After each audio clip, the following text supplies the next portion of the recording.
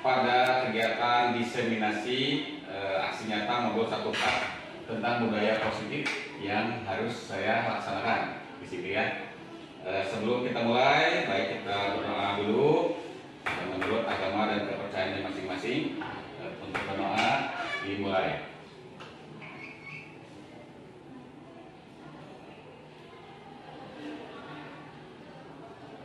Selesai. Kita adakan kesepakatan forum dulu ya Bapak Ibu ya. Di sini kalau ada mau ditambahkan atau tidak sepakat boleh diberikan pendapatnya. Yang pertama kita mungkin serius ya, tapi santai, kita bebas saja. Terus yang kedua, semua orang boleh berpendapat dan bertanya ketika mungkin kesepakatannya diacungkan tangan dulu ya. Kalau udah ditunjuk silakan.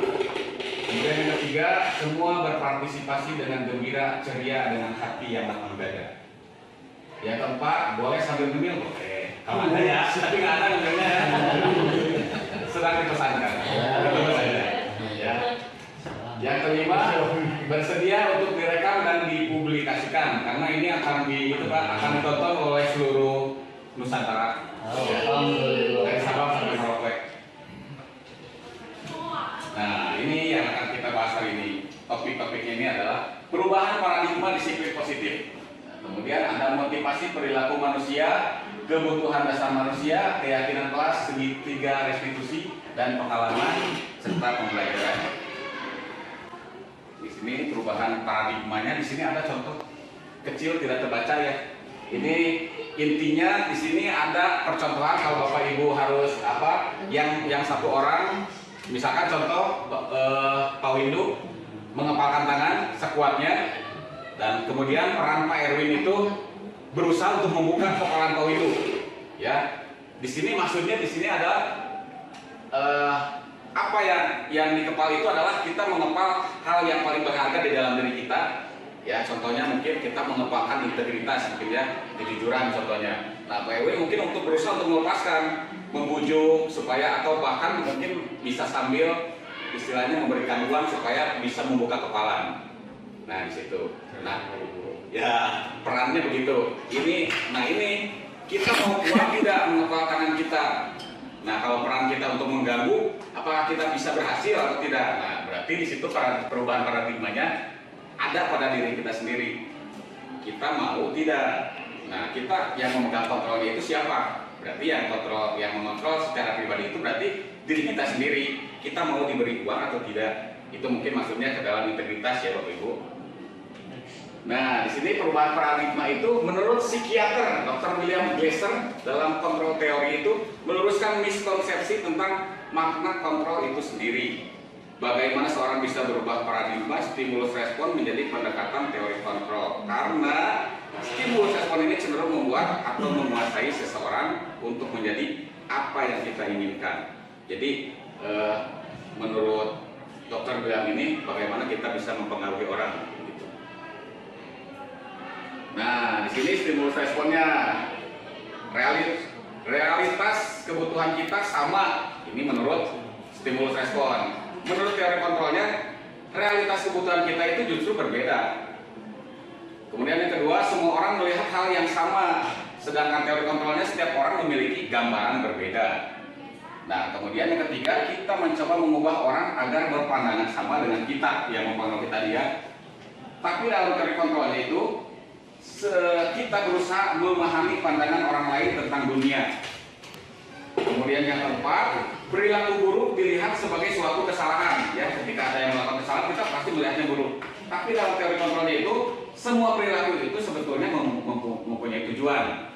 Ya, baik itu tujuannya kurang baik, ya tetap saja dia punya tujuan. Kemudian orang lain bisa mengontrol saya. Dalam teori kontrolnya malah hanya Anda yang bisa mengontrol diri Anda sendiri. Kemudian saya bisa mengontrol orang lain. Padahal kenyataannya untuk teori kontrol itu yang bagus, Anda tidak bisa mengontrol orang lain. Kemudian pemaksaan ada pada saat bujukan gagal. Untuk teori kontrolnya, kolaborasi dan konsensus menciptakan pilihan-pilihan baru. Kemudian yang terakhir, model berpikirnya itu menang atau kalah. Jadi berpikirnya itu menang atau kalah. Kalau teori kontrol itu model berpikirnya itu menang dan menang.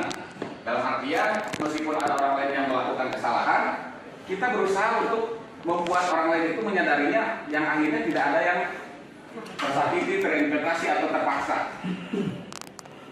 Nah, landasan budaya positif menurut Ki Hajar Dewantara, pendidikan berpihak pada murid, yang keduanya standar nasional pendidikan, khususnya standar kompetensi lulusan, standar pengelolaan pendidikan, standar pendidik dan tenaga kependidikan, dan standar proses. Nah, pengertian apa sih budaya positif itu? Nah, budaya positif itu adalah suatu situasi yang terbentuk dari kebiasaan-kebiasaan yang memiliki nilai kebajikan, sehingga terciptanya lingkungan yang menyenangkan, aman, nyaman untuk murid bertumbuh, serta dapat menjaga dan melindungi setiap murid dari hal yang kurang bermanfaat atau bahkan mengganggu proses perkembangan potensi murid. Itu budaya positif itu sebetulnya kalau yang sebelumnya dirasakan itu kan budaya positif itu malah mengekang murid ya, terkesan mengekang murid. Tapi nanti ada kelanjutannya. Ketika memang sudah disepakati itu sebetulnya untuk mereka sendiri. Nah, makna disiplin dalam rangka menciptakan lingkungan positif, salah satu yang kita tinjau kembali adalah penerapan disiplin di sekolah kita. Disiplin diri merupakan usaha seorang untuk mengontrol dan menguasai dirinya sendiri untuk memilih tindakan yang mengacu pada nilai-nilai kebajikan universal yang dirinya hargai agar. Nah, hukuman, konsekuensi, dan restitusi. Mungkin kita sering kesempatan kelas itu memberikan terkesan, dan di anak pun mungkin masih berpikir ketika kita berikan tugas atau apa, mereka berpikirnya kita diberi hukuman, gitu ya. Makanya untuk pembiasaan mungkin nanti kedepannya ketika di kelas mengajar, kita bikin kesepakatan kelas, di situ lebih bagus mungkin untuk bahasanya tentang kita mungkin ke anak memberikan verbal positif, dalam artian kita akan, Bapak bukan menghukum ya, ini Bapak cuma memberikan konsekuensi, karena konsekuensi itu bukan hukuman tapi diri kamu sendiri yang mengakibatkan kamu harus melaksanakan ini, gitu. Dan restitusi. Nah, untuk itu kita perlu meninjau ulang tindakan penegakan peraturan atau keyakinan kelas sekolah kita selama ini. Tindakan terhadap suatu pelanggaran pada umumnya berbentuk hukuman atau konsekuensi. Dalam budaya positif diperkenalkan program disiplin positif yang dinamakan restitusi. Ini ya, ada namanya restitusi yang nantinya akan memberikan pilihan selain hukuman konsekuensi, tanpa kita sadari mereka pun ikut senang. Nah, di sini hukuman itu apa? Nah, ini hukuman adalah sesuatu yang harus terjadi bila ada pelanggaran. Ketika mungkin kesiangan, anak kamu kesiangan, ya kamu harus kena hukuman push up 100 kali. Nah, mungkin begitu kalau hukuman begitu ya konsepnya. Padahal memang hal itu sebetulnya dirasa sebelumnya memang perlu pada beberapa anak tertentu. Tapi kita bahas di sini tentang restitusinya ya. Konsekuensi itu, konsekuensi disiplin yang baik membantu seorang anak untuk belajar bahwa ada konsekuensi atas tindakan mereka. Idealnya konsekuensi harus segera mengikuti tindakan dan harus relevan dengan perilaku.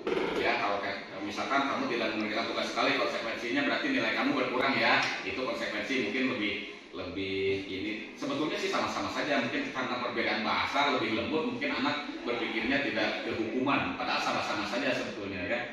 Nah, ini restitusi yang digalang-galangkan pemerintah selama ini mungkin bisa merubah dunia pendidikan Indonesia nanti ke depannya ke arah yang lebih baik, yaitu sebuah proses menciptakan kondisi bagi murid untuk memperbaiki kesalahan mereka sehingga mereka bisa kembali pada kelompok mereka dengan karakter yang lebih kuat. Itu berasal menurut Bosen ya tahun 2004. Kemudian restitusi juga merupakan proses kolaboratif yang mengajarkan murid untuk mencari solusi untuk masalah mereka dan membantu murid berpikir tentang orang seperti apa yang mereka inginkan dan bagaimana mereka harus memperlakukan orang lain. Nah, nanti mungkin akan timbul kesadarannya dari diri sendiri. Nah, perbedaan hukuman, konsekuensi, dan restitusi. Nah, di sini mungkin stimulus responnya tidak akan terlalu di ini, kalau Ibu ya. Nah, di sini berdasarkan bagian di atas yang tadi yang kita skip sedikit ya. kita bisa menyimpulkan bahwa hukuman bersifat tidak terencana atau tiba-tiba. Berarti secara spontan ya Bapak Ibu ya, ketika kita sedang mengajar anak-anak tiba-tiba terus berisik, nah kita langsung menyuruh anak tersebut, kita serap kalau dulu ya di depan misalkan berdiri selama 1 jam pelajaran, itu menyimpulkan bahwa hukuman bersifat tidak terencana tiba-tiba. Kemudian anak atau murid tidak tahu apa yang terjadi, apa yang akan terjadi dan tidak dilibatkan. Hukuman bersifat satu arah dari pihak guru yang memberikan dan murid hanya menerima suatu hukuman tanpa melalui suatu kesepakatan atau pengarahan dari pihak guru, baik sebelum atau sesudahnya. Hukuman yang diberikan bisa berupa psikis, oleh suatu perbuatan atau kata-kata ya yang tadi secara verbal tersebut. Sementara disiplin dalam bentuk konsekuensi sudah terencana atau sudah disepakati, sudah dibahas dan disetujui oleh murid dan guru. Umumnya bentuk-bentuk konsekuensi dibuat oleh pihak guru atau sekolah dan murid sudah mengetahui sebelumnya konsekuensi yang akan diterima bila ada pelanggaran. Ya, seperti di sebelumnya mungkin kita misalkan ada yang menggunakan jaket bebas ketika di kelas, itu karena memang sudah kesepakatan, makanya itu memang sebetulnya harus dilakukan supaya anak pun nanti ke depannya memang dia punya disiplin. Kalau memang dia tidak bisa mendisiplinkan dengan niat dirinya sendiri, ya mungkin guru bisa membantu mendisiplinkan mereka supaya nanti ke depannya mereka tidak merasa terpaksa gitu. Mari berefleksi ya, berefleksi mencatat 100 kali di dalam buku kalimat, saya tidak akan terlambat lagi karena terlambat ke sekolah. Itu tindakan ya, hukuman. Tapi kalau yang ini ya, duduk di bangku di pinggir lapangan pada jam istirahat tidak diizinkan bermain oleh guru piket karena mencederai teman saat bermain lapangan. Hukuman atau konsekuensi? Nah, kemudian ini, lari mengelilingi lapangan basket 2 kali karena terlambat hadir di sekolah. Hukuman ya Bapak Ibu. Membersihkan coretan yang dibuatnya di meja tulis. Terus konsekuensi itu ya, karena memang sudah sepakati. Kemudian murid diminta untuk push up 15 kali. Hukuman. Mengganti kertas tugas teman yang telah dicoret-coret oleh dia. Konsekuensi. Ya, konsekuensi dari tindakan dia ya, dia otomatis harus bertanggung jawab. Kemudian terlambat hadir di pembelajaran daring 15 menit dan diminta untuk tinggal 15 menit sesudah kelas usai untuk membahas ketertinggalan pembelajaran. Konsekuensi. Lari mengelilingi lapangan basket 2 kali karena terlambat 10 menit untuk pembelajaran PJOK. Konsekuensi. Ya itu karena harus ada kesepakatan dulu antara guru dan murid. Membersihkan WC sekolah karena mematahkan pensil kawan. Hukuman. Ya, terima kasih Bapak Ibu, itu refleksinya. Nah, sekarang kita ke yang materi yang kedua tentang keyakinan kelas. Kenapa sih harus keyakinan kelas? Nah, mengapa tidak peraturan kelas saja? Apa bedanya peraturan dengan keyakinan? Ya, di situ ada peraturan dan keyakinan. Kalau peraturan mungkin harus wajib dilaksanakan, beda dengan keyakinan. Kalau keyakinan harus ada kesepakatan dulu dari dua pihak. Nilai-nilai keselamatan atau kesehatan inilah yang kita sebut sebagai suatu keyakinan, yaitu nilai-nilai kebajikan universal yang disepakati secara tersirat dan tersurat. Artinya di sini harus disepakatinya itu ada dalam bentuk fisiknya ya Bapak Ibu ya. Nah, kalau bisa sampai ditandatangani mereka supaya mereka terus mengingat. Lepas dari latar belakang suku, negara, bahasa maupun agama. Keyakinan seseorang akan lebih memotivasi seseorang dari dalam. Seseorang akan lebih tergerak dan bersemangat untuk menjalankan keyakinannya daripada hanya sekedar mengikuti serangkaian peraturan tertulis tanpa makna. Murid-murid pun demikian, mereka perlu mendengarkan dan memahami arti sesungguhnya tentang peraturan-peraturan yang diberikan. Apa nilai-nilai kebajikan di balik peraturan tersebut? Apa tujuan utamanya dan menjadi tidak tertarik atau takut sehingga hanya sekedar mengikuti serangkaian peraturan-peraturan yang mengatur mereka tanpa memahami tujuan mulianya. Itu ya, berarti keyakinan kelas ini kalau bisa terlaksana, yang tadi kalau memang anaknya memang merasa terpaksa, mungkin mereka merasa menjalaninya itu tidak sepenuh hati. Tapi kalau dengan keyakinan kelas, kita sepakati bersama. Jadi kita keyakinan kelas ini gimana nih? Kelas kita mau dibagaimanakan? Nah, anak yang bilang bilang, Pak, bagaimana kalau piket ini anak-anak harus sudah ada jam 6 di sini Pak, atau kalau pagi tidak mungkin sepulangnya dirapikan kembali supaya besok paginya kita sudah siap belajar. Itu mereka yang bilang, baru kita di administrasi yang tersurat tadi, karena mereka yang meminta kita tuliskan dan mereka sepakati sendiri, jadi tidak muncul dari kita. Ya, sama seperti yang tadi, misalkan, kalau tadi kan saya sudah tulis, sebetulnya bisa dirubah. Ini saya tadi kan kesepakatannya serius tapi santai. Mungkin Pak Dedi bilang, saya tidak setuju. Saya tidak mau serius tapi santai. Nanti saya tidak bisa fokus. Saya ingin yang serius saja. Ya, serius banget. Nah, itu ya. Jadi artinya ketika kesepakatan di situ ada satu orang yang tidak setuju, kalau dulu kan ada musyawarah untuk mufakat, voting suara terbanyak ya. Kalau sekarang harus semuanya. Kenapa? Supaya nanti tidak ada alasan. Ketika melanggar, mereka kan bisa berkelit. Pak, saya waktu bikin kesepakatan kelas, justru saya yang nomor 1 tidak setuju, gitu ya. Nah itu.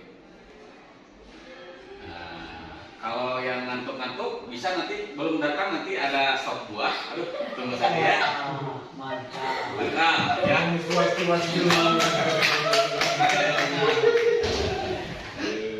Ya. Keyakinan kelas atau keyakinan sekolah di sini ada versus nih, ada tulisan versus keyakinan melawan peraturan. Kalau keyakinan ke bawahnya itu ada motivasi intrinsik, ya, timbul dari dalam dirinya sendiri untuk melakukan perubahan yang memang kalau menurut ya seperti diri kita sendiri ya, kalau kita memang ingin biasanya termotivasi untuk mendapatkannya. Meskipun hari-hari pertama saja, dulu waktu kecil saya terasa pengen sepeda, seminggu sepedaan nggak bosan. Setelah dapat dari 1 minggu kan gimana? Nah, kalau bisa jangan seperti itu, ya, untuk kedepannya kita jangan seperti itu ya. Kalau bahaya kawin, Kalau untuk urusan, untuk istri jangan bosan ya, jangan bosan, istri jangan seperti bosan dari suami. Kemudian ke bawahnya ada turunannya lagi, itu akan nilai-nilai kebajikan. Nah, dari motivasi intrinsik akhirnya akan muncul nilai-nilai kebajikan yang nanti akan ditumpahkan dalam keyakinannya. Kemudian yang terakhir ada profil pelajar Pancasila. Kemudian peraturan ke bawahnya memunculkan motivasi ekstrinsik yang salah satunya yang tadi ya, dia mengharapkan rajin itu karena dia mengharapkan ada hadiah gitu ya. Nah itu kemudian untuk profil pelajar Pancasila yang tadi ya sudah tidak usah dibahas karena kita memang kesehariannya sudah melaksanakan profil pelajar Pancasila ini. Alhamdulillah. Nah, prosedur pembentukan keyakinan kelas. Yang 1, mempersilahkan warga sekolah atau murid di sekolah untuk bercurah pendapat tentang peraturan yang perlu disepakati di sekolah. Baiknya sih, kalau kita di kelas, kalau ingin membuat seperti ini, kita punya sticky note atau kertas lah, sobekan-sobekan sedikit. Mereka tuliskan yang ingin mereka laksanakan di kelas, yang ke arah yang lebih positif mungkin ya. Nanti dikumpulkan. Tidak usah dikasih nama, kan siapa tahu ada anak itu kalau dikasih nama dia tidak memunculkan hal, pasti bakal ada lah hal yang mereka inginkan itu.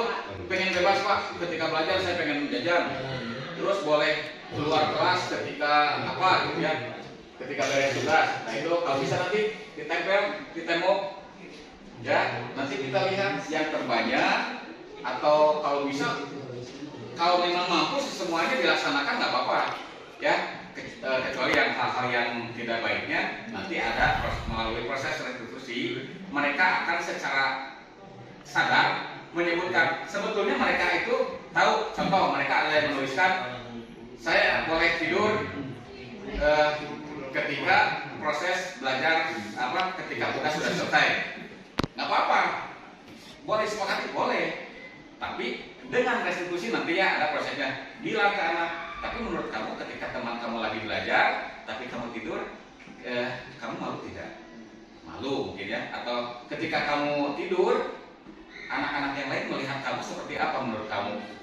Buruk Pak. Nah itu mereka yang menjawab sendiri, yang akhirnya mereka yang tadinya dia menyebutkan, oh kalau begitu Pak, cabut aja Pak kesepakatan kelas itu, janganlah.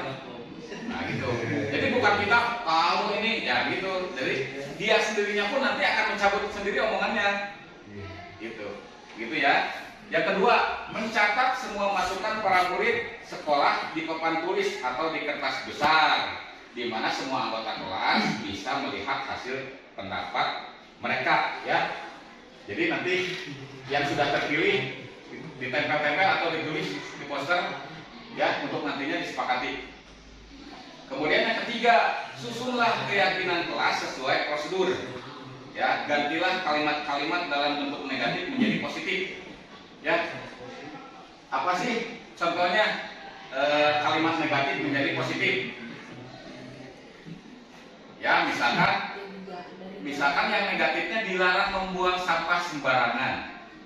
Itu kan dilarangnya itu ada, sebetulnya itu negatif, dilarang. Ada terkesan di situ ada kata yang memaksa. Ya, tapi kalau menurut keyakinan kelas menjadi positif itu di situ kan bisa membuang sampah pada tempatnya, mencerminkan Anda itu anak yang keren sekali. Nah itu begitu. Jadi anak kan merasa wah orang bikin sampah keren gitu. Ya akhirnya dia ingin, karena ingin keren, akhirnya dia membuang sampah ke tempatnya, ke tempat sampah. ke tempat sampah. Ya. Ya, kemudian selanjutnya yang keempat, tinjau kembali daftar curahan pendapat yang sudah dicatat, tinjau ulang keyakinan sekolah atau kelas secara bersama-sama. Jadi ketika sudah muncul nanti di sini banyak, misalkan ada 10 item, tinjau lagi. Mau ada yang dikurangi lagi tidak? Misalkan ada yang di situ ada yang membuat sampah ke tempatnya, kemudian item yang keduanya menjaga kebersihan. Nah, itu kan sebetulnya intinya masih tetap kebersihan. Mungkin ya sudah di situ bisa disatukan, menjaga kebersihan kelas atau sekolah, mungkin bisa begitu ya, ditinjau kembali, atau malah ada yang muncul yang baru tinjau gitu ya. Kemudian 5, setelah keyakinan kelas selesai dibuat, maka semua warga kelas dipersilakan meninjau ulang dan menyetujui dengan menandatangani keyakinan kelas tersebut, termasuk guru dan semua warga. Ya, warga di sini berarti kita dan murid. Kita pun harus menandatangani ya bahwa kita memang ada di situ. Jangan sampai nanti ketika kita, misalkan saya bikin keyakinan kelas di situ dengan saya, tapi ketika itu Bu Rina yang masuk ke kelas saya, Bu Rina terus membahas itu keyakinannya. Nah, anak kan bisa membalikan, Bu maaf Bu, ini keyakinan kelas saya dengan Pak Angga, bukan dengan Bu Rina, mungkin bisa begitu ya. Makanya nanti diperlukan ada tanda tangan di situ kan, Bu Rina nanti bisa menjawab. Nah ini tanda tangannya Bu ini, mana? Ini kecil. Ya. Gitu ya. Nah, yang terakhir keyakinan kelas selanjutnya diletakkan di dinding kelas di tempat yang mudah dilihat. Nah, berarti bagusnya nanti setelah disepakati, bagusnya disimpannya mau di pintu atau di dinding pintu masuk. Nah, ini contohnya. Kami adalah pelopor peserta didik cerdas berkarakter. Nah, di sini ada kata-kata ya, aku, kamu, dia, dan Pancasila. Artinya kalau udah aku, kamu, dia, Pancasila itu kan harus ada keterkaitan, ya. Begitu. Pembiasaannya ditulis di sini. Senin ada upacara, Selasa ada ketarunaan, Rabu ada pembinaan wali kelas dan guru BK, Kamis ada kesempatan, Jumat ada jumsi, doa olahraga bersama. Nah ini ada keyakinan kelas. Berarti ini sudah disepakati bahwa setiap hari Senin harus ada melakukan upacara, Selasa harus ada ketarunaan. Nah ketika nanti pasti ada, ini ada 2 orang nih yang kabur, tapi dia dipanggil menurut segitiga eksekusi supaya nanti ke depannya tidak mengulangi, gitu ya. Ada nih, ada sekolah bebas intoleransi, aku Indonesia, aku Bhinneka. Nah, agamanya bersatu nih, ada orang Batak, Papua, ya Aceh, gitu ya. Gitu. Next. Nah, ini profil pelajar Pancasila. Nah, ini mungkin insya Allah guru-guru di SMK Negeri 5 Pangalayan ini sudah sangat memahami dan melaksanakan profil pelajar Pancasila ini ya. Karena terbukti di kampus 1 itu ada hasil produk-produk siswa yang sangat elegan ya. Ada apa? Kemarin anak-anak itu dari sampah bisa menghasilkan produk berupa rok. Kemarin itu kalau nggak salah ya, rok sayap-sayap gitu ya. Ada juga apa? Tikar. AC Pak Dulu panas. Next, ini ada materi yang ketiga, kebutuhan dasar manusia. Nah, seluruh tindakan manusia memiliki tujuan tertentu. Semua yang kita lakukan adalah usaha terbaik kita untuk mendapatkan apa yang kita inginkan. Ketika kita mendapatkan apa yang kita inginkan, sebetulnya saat itu kita sedang memenuhi satu atau lebih dari satu kebutuhan dasar kita. Ya, salah satu kebutuhan dasar apa? Misalkan mabal ya, mabal keluar kelas, keluar sekolah pulang, itu kan buruk sekali. Kalau menurut kita dari guru pihak sekolah dan dari murid pun pasti jelek. Nah, tapi kalau dari restitusi kita bisa bertanya, kenapa kamu keluar dari sekolah pulang? Itu pasti dia punya tujuan. Ibu, saya mau menemui ini. Mungkin alasannya kaki saya sakit, tapi dia tidak izin. Ya, itu sebetulnya setiap perilaku meskipun itu menurut pandangan kita itu ya buruk, tidak minta izin, tidak apa. Padahal tujuannya dia itu mungkin bagus, tapi kita tidak tahu yang tadi ujungnya nanti bisa ke hukuman yang tadi. Ya. Nah, 5 kebutuhan dasar manusia itu apa saja? Ya, ada bertahan hidup. Ini pasti ya, karena apa? Makan, seperti itu ya. Kemudian ada butuh kasih sayang dan rasa diterima. Kasih sayang dan rasa diterima itu contohnya apa? Kita ingin dihargai, dicintai ya. Kemudian ada kebebasan. Nah, ini sebetulnya permasalahan di sekolah biasanya dominan ke kebutuhan dasar yang ini. Si anak itu dia ingin sebebas-bebasnya, tapi dia terikat dengan peraturan yang ada di sekolah, gitu ya. Kemudian ada kebutuhan kesenangan. Nah, saya datang ke sekolah, saya senang. Senangnya apa? Oh, saya bisa bercorak-corak jenguk, saya bisa ketemu gebetan saya. Mungkin itu kesenangan. Dia kebutuhan itu tetap biasanya ingin tercapai. Saya mintain teman-teman saya, itu penguasaan, ya. Itu tetap kebutuhan. Cuman, nah, fungsi kita nanti untuk mengarahkan ke arah yang positifnya. Nah, kemudian ada 5 posisi kontrol yang menurut Diane Boston lagi bukunya dalam Restructuring School Discipline mengungkapkan bahwa guru perlu meninjau kembali penerapan disiplin di ruang-ruang kelas mereka selama ini. Apakah telah efektif, apakah bersuat memerdekakan dan memberikan murid? Berdasarkan pada teori kontrol Dr. William Glasser, Boston berkesimpulan ada 5 posisi kontrol yang diterapkan seorang guru, orang tua ataupun atasan dalam melakukan kontrol ya. Kelima posisi kontrol tersebut adalah pertama penghukum. Ya, tadi ya, kalau penghukum itu ketika ada anak melakukan kesalahan, kamu melakukan kesalahan, push up 100 kali. Nah, itu penghukum ya. Kemudian pembuat rasa bersalah. Nah, ketika ada anak kesiangan, kenapa kamu kesiangan? Begini Bu, alasan. Nah, kalau bisa untuk kedepannya kamu jangan kesiangan ya. Soalnya kalau kamu kesiangan, bapak nanti yang ditegur sama kepala sekolah. Ya, minta tolong ya. Nah, itu biasanya si anak kalau guru sudah bilang begitu, dia merasa kalau yang berpikir mungkin ya merasa kasihannya si bapak nanti dimarahin kepala sekolah. Itu pembuat merasa bersalah. Ya.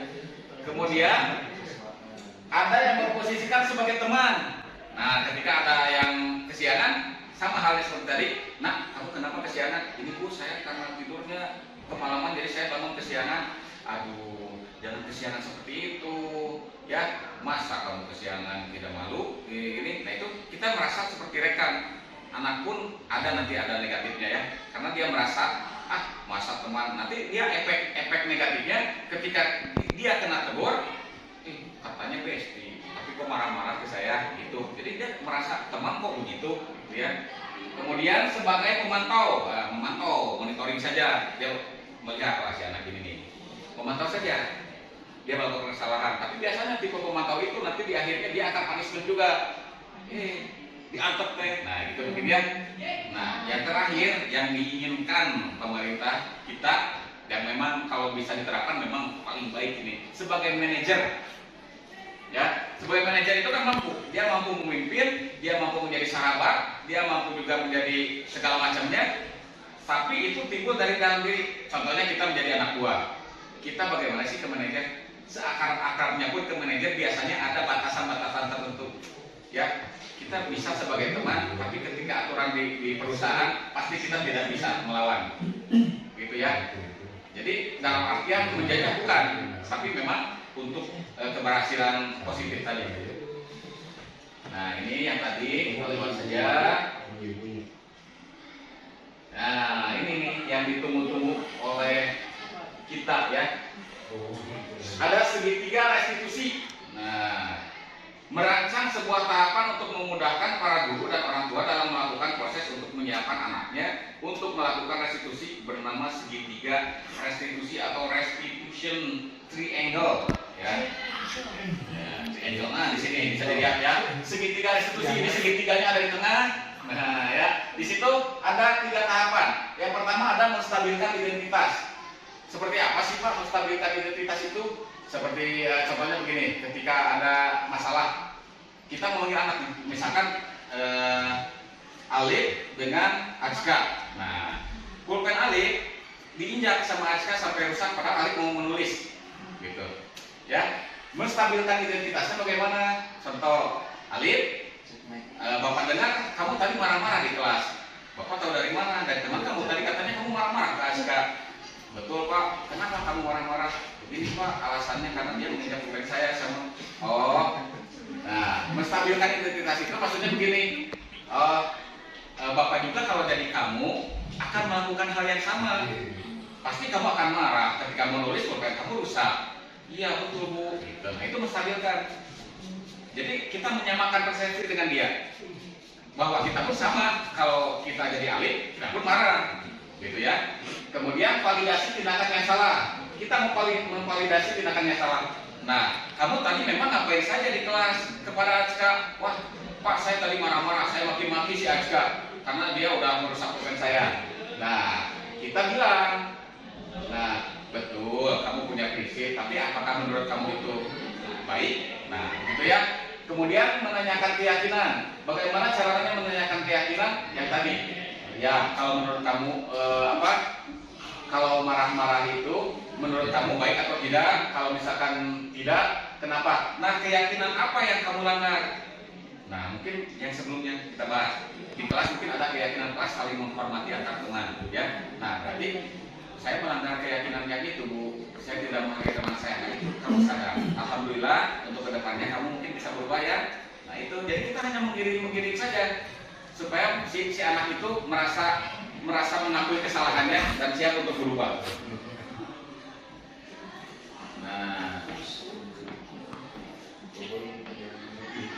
next, kenapa harus segitiga restitusi? Nah, jawaban ini karena restitusi fokus pada kebutuhan dasar murid. Jadi si kebutuhannya itu dia nggak terganggu. Ya, kalau kita langsung marahin, apa yang terganggu dari kebutuhan dasarnya? Ya, nah, berarti maksudnya kebebasan. Ya, si anak itu sebenarnya kebebasannya itu kalau kita ganggu, pasti dia merasa beban. Berdasarkan peraturan-peraturan yang ada, gitu. Makanya harus keyakinan kelas dan restitusi dia merasa bahwa dirinya kok saya yang saya mengusulkan peraturan ini, tapi kok saya melanggar, gitu. Jadi dia akan secara tidak sadar dia telah melakukan budaya positif. Nah, ini nih, mengapa restitusi? Restitusi bukan untuk menembus kesalahan. Restitusi memperbaiki hubungan. Restitusi adalah tawaran, bukan paksaan. Restitusi itu menuntun kebutuhan dasar yang mendasari tindakan. Restitusi diri adalah cara yang paling baik. Ya, fokus pada karakter, menguatkan, fokus pada solusi, dan mengembalikan yang berbuat salah pada kelompoknya. Nah, ini menurut teori kontrol. Wah, terlalu panjang, tadi sudah kita bahas ya. Ya, jangankan Bapak Ibu ya, saya lihat pun pusing. Tapi intinya tadi sudah tersampaikan di awal. Nah, kemudian bagaimana kami bersikap di kelas? Yang pertama nih, kami menjaga ketertiban dan kebersihan kelas setiap saat. Itu anak yang mengusulkan membuat. Yang kedua, kami belajar dengan antusias dan penuh percaya diri. Nah, ketika ayo ada yang tidak mengerti, kan kebanyakan anak-anak biasanya diam. Ayo siapa yang mengerti masih diam juga. Ayah ragu-ragu mana ngacung Masih diam juga. Ya, itu. Kalau di kelas ini kan mereka yang membuat. Kita tinggal balikin. Di sini kamu bilang antusias dan penuh percaya diri. Masa ketika ditanya mengerti atau tidak pun kamu tidak berani. Nah, akhirnya mereka pun, oh iya teman-teman, ayo kita laksanakan keyakinan kelas kita, gitu ya. Yang ketiga, kami senantiasa menghormati guru dan mengasihi sesama. Nah, ketika nanti ada anaknya yang dibully atau dia istilahnya ke guru itu kurang hormat, dia tinggal kita balikin. Ini nak, kamu udah melanggar ini. Sadar tidak? Begitu. Ya, tanpa dimarahi mereka biasanya akan muncul malu. Ini katanya, ya. Tapi mudah-mudahan terrealisasi. Kemudian kami bersaudara dan saling membantu jika ada teman yang memerlukan bantuan. Katanya bersaudara, tapi tadi ban saya pecah, kamu lewat saja menggoceng saya. Ya, padahal kamu tidak tahu tidak ketika ban saya pecah, saya tidak punya uang. Harusnya kamu diam dulu, ya. Itu pengalaman pribadi. Ya. Ya, memang kalau bisa sih dikaitkan dengan kehidupan pribadi supaya lebih melekat ya. Sebagai ini kan Kita rencana ya diplesetkan sedikit supaya kita tidak menanggung beban terlalu banyak. Ya. Ya baik Bapak Ibu, karena waktunya memang tidak mencukupi, ini cuma 14 menit lagi ya, karena kita harus dituntut untuk sampai ke kesimpulan kalau bisa ya. Nah di sini seseorang akan bergerak dan bersemangat untuk menjalankan keyakinannya daripada hanya mengikuti serangkaian peraturan. Ya, ketika kita masuk ke suatu tempat, kemudian lihat peraturan apa yang ada di benak kita, kita itu udah pasti mindsetnya negatif. Nggak boleh ini, nggak boleh itu, pasti begitu. Ya beda dengan keyakinan karena muncul dari kita. Semoga dengan menerapkan restitusi ini kita dapat mewujudkan budaya disiplin positif dan menuntun murid dalam mencari solusi dari setiap permasalahannya dan meyakinkan mereka untuk mengetahui akan menjadi orang seperti apa yang mereka inginkan sesuai pernyataan Ki Hajar Dewantara bahwa disiplin diperlukan untuk menciptakan murid yang merdeka. Gitu ya. Sebetulnya disiplin peraturan yang tadi diciptakan itu sebetulnya memerdekakan mereka ya, kalau mereka yang memunculkannya. Nah ini thank you ya, thank you, terima kasih Bapak Ibu atas perhatiannya. Demikian presentasi dari saya tentang modul 1.4 budaya positif. Barangkali Bapak Ibu ada yang akan dipertanyakan. Silakan, ada season tanya jawab selama 5 menit. Cukup? Tidak ada pertanyaan Bapak Ibu? Alhamdulillah memang guru SMK Negeri 5 Pangalengan ini sangat luar biasa. Atas perhatiannya, sebelum ditutup presentasi dari saya, kita ucapkan alhamdulillah bersama-sama. Alhamdulillah.